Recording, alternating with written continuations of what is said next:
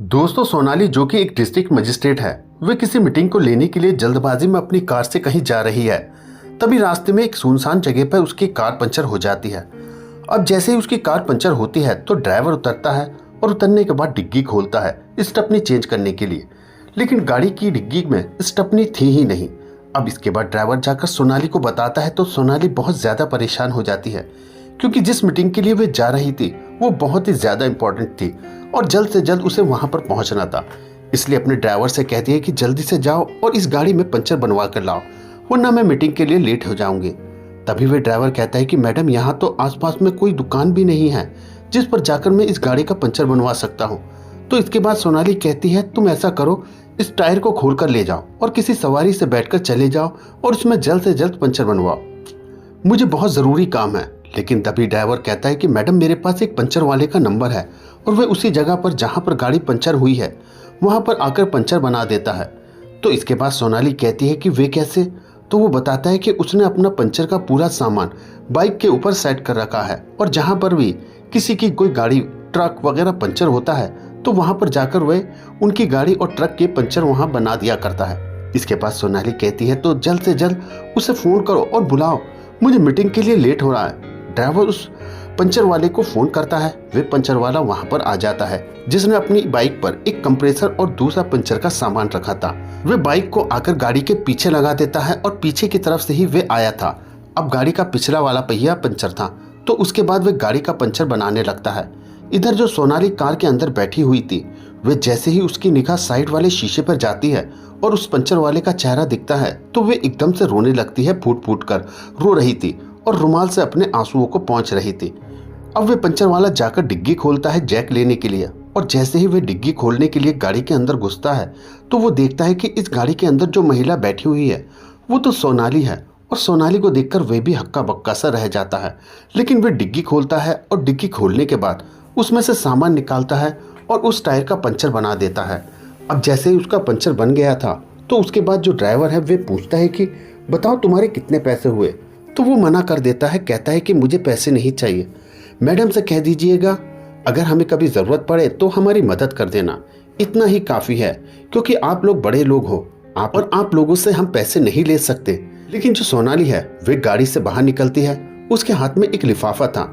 उस लिफाफे को वे ड्राइवर को देती है और कहती है कि इसे दे दो और इससे कहना कि अगर फिर भी तुम्हें ज़रूरत पड़े तो कभी भी मुझे कॉल कर सकते हो, इस नंबर पर मेरा नंबर लिखा हुआ है। इसके बाद वे पंचर वाला उस लिफाफे को लेकर अपने घर चला जाता है। इधर जो सोनाली थी उसका मन भी काफ़ी ज़्यादा उदास था। वे गाड़ी में बैठकर उस मीटिंग को अटेंड करने के लिए चली जाती है। दोस्तों, आखिर कौन थे ये लोग, क्या कहानी थी इनकी? पूरी कहानी की सच्चाई जानेंगे आगे इस वीडियो में।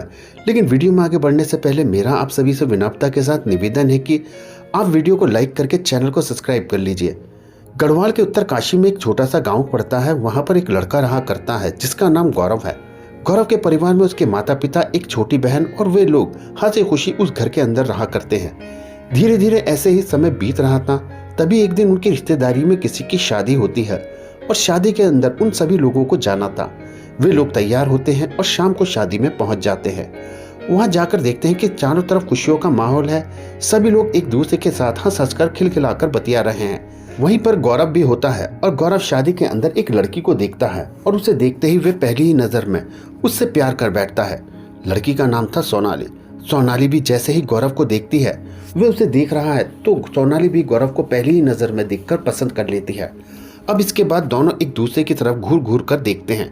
शादी का माहौल चला हुआ था।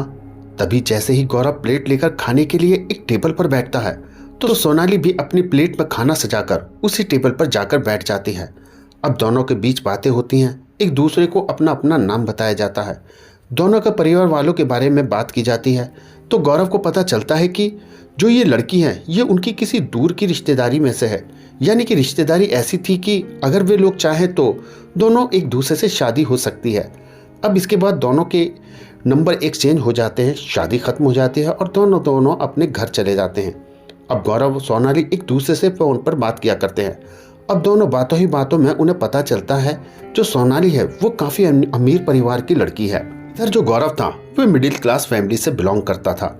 उनके पास ज़्यादा रुपया पैसा तो नहीं था, लेकिन उनका गुजारा अच्छी तरह से हो जाया करता था। धीरे धीरे उनकी बातें चलती रहती हैं और बातों ही बातों में वे दोनों एक दूसरे से बेइंतहा मोहब्बत करने लगते हैं।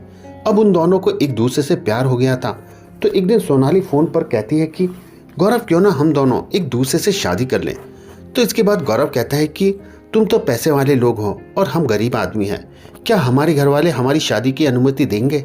अब इस बात को सुनकर सोनाली भी एग्री करती है, कहती कि हाँ, ये बात तो तुम ठीक कह रहे हो। घर वाले इस बात के लिए कभी नहीं मानेंगे कि मैं तुमसे शादी करूं, क्योंकि दोनों का रिश्तेदारी का कांटेक्ट था। तो दोनों को पता था कि जो सोनाली है वो काफ़ी पैसे वाली है और गौरव एक मिडिल क्लास फैमिली से आता है। तो अब इसके बाद गौरव एक फैसला करता है। वो कहता है कि क्यों ना हम भागकर शादी कर लें।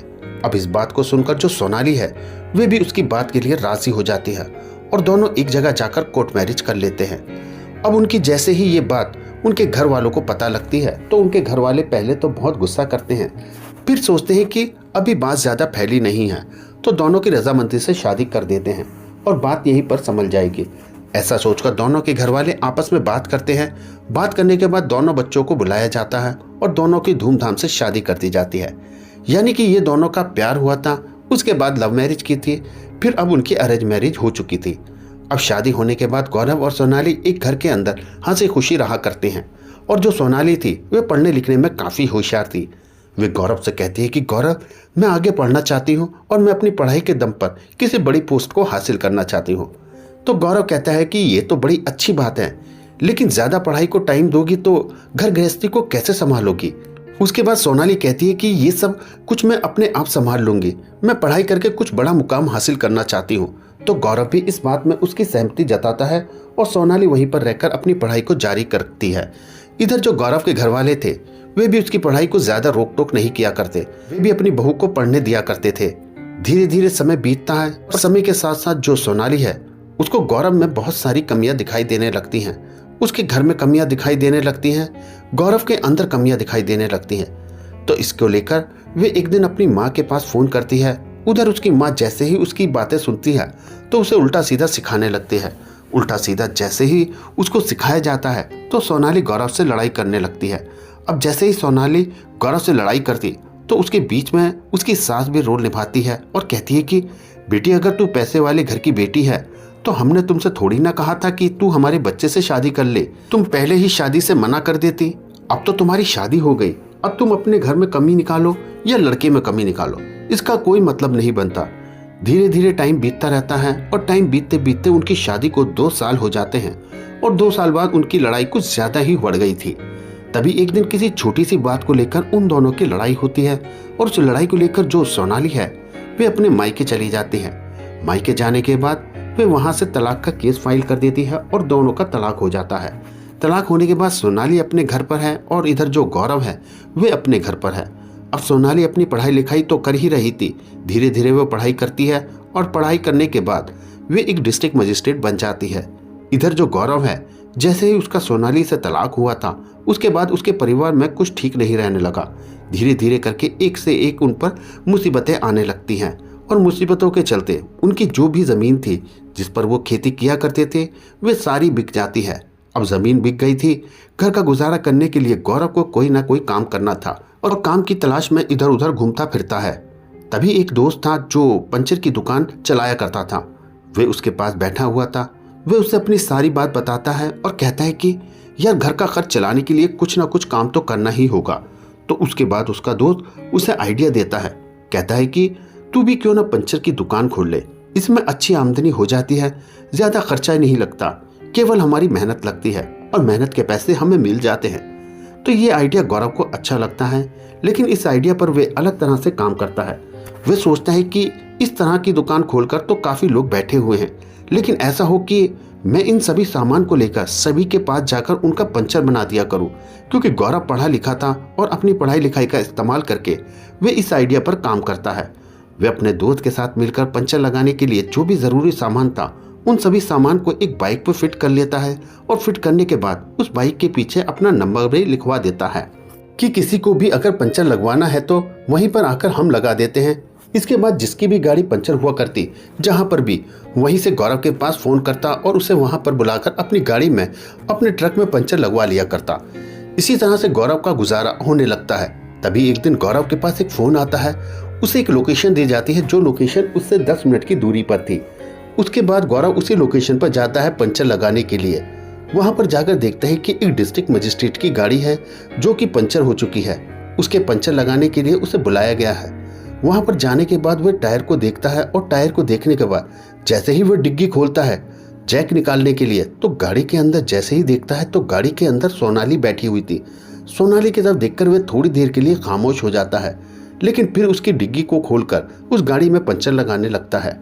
गाड़ी का पंचर लग जाता है और पंचर लगने के बाद ड्राइवर उससे पूछता है कि कितने पैसे हो गए। तो वो कहता है कि कोई बात नहीं, पैसों की मुझे कोई ज़रूरत नहीं है। इनसे कह देना ये बड़े आदमी हैं, कभी हमें ज़रूरत पड़े तो हमारी सहायता कर देंगे। अब इस बात को सुनकर सोनाली जो गाड़ी के अंदर बैठी हुई थी वह बाहर निकलती है। उसके हाथ में एक लिफाफा था और लिफाफे के ऊपर उसने अपना मोबाइल नंबर लिख रखा था। उस लिफाफे को ड्राइवर को देती है और कहती है कि इन्हें दे दीजिए और इनसे कहिए कभी भी इन्हें ज़रूरत पड़े तो इस नंबर पर मैंने अपना नंबर लिख दिया है, ये कभी भी मुझे फ़ोन कर सकते हैं। इसके बाद गौरव उस लिफाफे को लेकर अपने घर चला जाता है।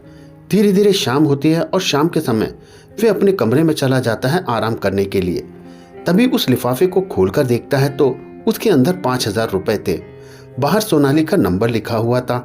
अब रात का समय था तो गौरव सोचता है कि क्यों ना फ़ोन कर लिया जाए। तो उसके बाद वह अपने फ़ोन से सोनाली को फ़ोन करता है। उसके बाद उन दोनों में बातें होने लगती हैं। पहले तो वे दोनों एक दूसरे का हालचाल जानते हैं। उसके बाद सोनाली पूछती है कि गौरव ऐसा क्या हुआ जो तुम्हें ये काम करना पड़ा। गौरव कहता है कि अगर इस बारे में जानना है तो तुम्हें मुझसे मिलना होगा, ये बातें फ़ोन पर नहीं हुआ करती। इसके बाद गौरव सोनाली से सोनाली के बारे में पूछता है तो वो बताती है कि हाँ, मैंने पढ़ लिखकर इस मुकाम को हासिल कर लिया जिस बारे में अक्सर मैं तुमसे कहा करती थी। ऐसे ही धीरे धीरे करके उनके 1-2 घंटे बातें होती हैं। 1-2 घंटे बाद बातें होने के बाद वे दोनों सोने चले जाते हैं। दूसरे दिन सुबह सुबह गौरव के पास सोनाली का फ़ोन आता है और कहती है कि हाँ, तुम मिलने के लिए कह रहे थे ना, तो बताओ किस दिन मिलोगे। मुझे जानना है कि तुम्हारे साथ ऐसा क्या हुआ जो तुम इस तरह से पंचर लगाने लगे। इसके बाद गौरव कहता है कि अगर तुम्हें मिलना है तो तुम मेरे घर पर ही आ जाओ, यहाँ पर तुम्हें कौन रोकने टोकने वाला है। तो सोनाली कहती है कि मैं फ़िलहाल डिस्ट्रिक्ट मजिस्ट्रेट हूँ और मैं ऐसे ही यहाँ से नहीं निकल सकती।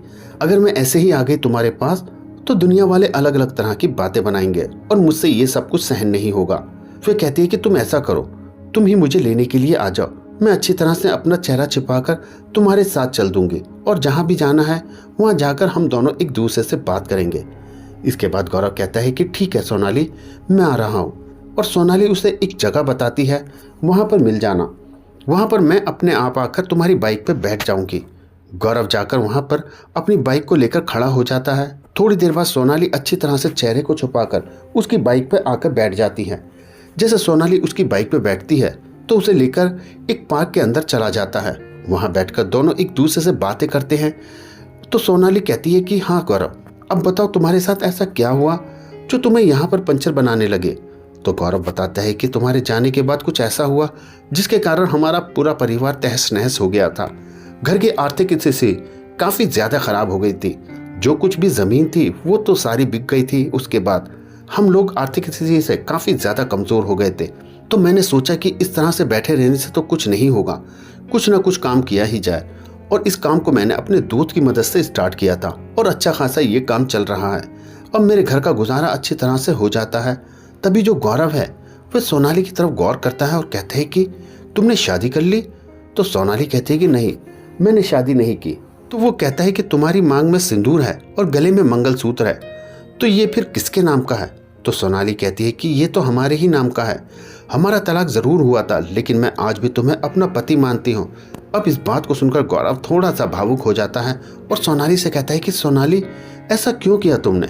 तो उसके बाद सोनाली इस बात को सुनकर वे भी थोड़ी भावुक हो जाती है और कहती है कि गौरव, मुझसे बहुत बड़ी गलती हो गई, मैं अपनी माँ की सिखाई बातों में आ गई थी और उसी वजह से मैंने तुम्हें तलाक दे दिया। अब इसके बाद गौरव कहता है कि चलो ठीक है, अच्छी बात है, अब तुम डिस्ट्रिक्ट मजिस्ट्रेट बन गई हो, अब तुम्हारा और हमारा मुकाबला ही क्या है। मैं एक मामूली सा पंचर बनाने वाला हूँ और तुम एक डिस्ट्रिक्ट मजिस्ट्रेट हो, तो अब तुम मेरे नाम का मंगलसूत्र और सिंदूर लगाना बेशक बंद कर दो, हमारे तुम्हारे रास्ते अलग अलग हैं। अब इस बात को सुनकर सोनाली थोड़ा सा मायूस और उदास हो जाती है, क्योंकि उसे इसकी बातों से ऐसा लग रहा था कि गौरव ने जैसे दूसरी शादी कर ली हो। लेकिन तभी वे अचानक से गौरव से पूछ बैठती है और कहती है कि गौरव, क्या तुमने दूसरी शादी कर ली?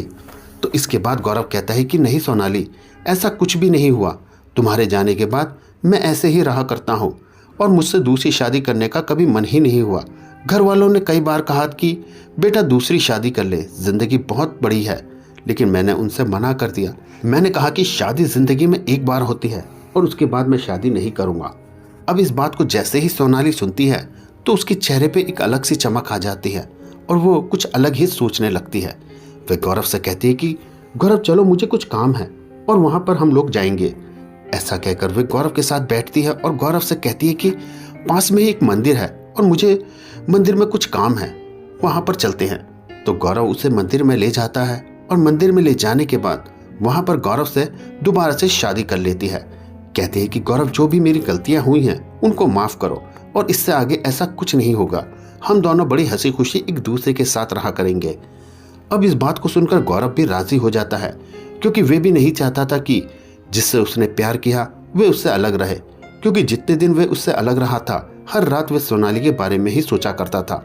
दोनों की दोबारा से शादी हो जाती है और शादी होने के बाद सोनाली गौरव को अपना ड्राइवर रख लेती है और कहती है कि तुम्हें मेरी गाड़ी चलानी है और मेरे साथ ही तुम रहना। अब सोनाली जैसे ही अपनी ससुराल आती है गौरव के साथ, तो सोनाली की सास सोनाली को देखकर बहुत ज़्यादा खुश हो जाती है और जैसे ही वो सुनते हैं कि सोनाली अब डीएम बन चुकी है तो वो बड़ी खुश होती हैं और कहती है कि बेटी, ये तो बड़ा अच्छा हुआ और तूने अच्छा किया जो दोबारा से शादी कर ली, वरना ये तो किसी से शादी करने के लिए तैयार ही नहीं था। इसके बाद वे सभी लोग उस घर के अंदर हंसी खुशी रहा करते हैं। तो दोस्तों, ये थी कहानी गौरव और सोनाली की, जहाँ पर दोनों एक दूसरे से अलग हुए, अलग होने के बाद दोबारा मिल गए। आप इस कहानी के बारे में जो कुछ भी कहना चाहते हो अपनी राय कमेंट बॉक्स में लिख सकते हो, लोगों के साथ शेयर कर सकते हो। इन कहानियों को सुनाने का उद्देश्य आपको परेशान करना बिल्कुल भी नहीं है। ये कहानी आपको इसलिए सुनाई जाती है ताकि आप लोग इन कहानियों में से कुछ ना कुछ सीख सकें और अपने जीवन में उस चीज़ को अप्लाई कर सकें।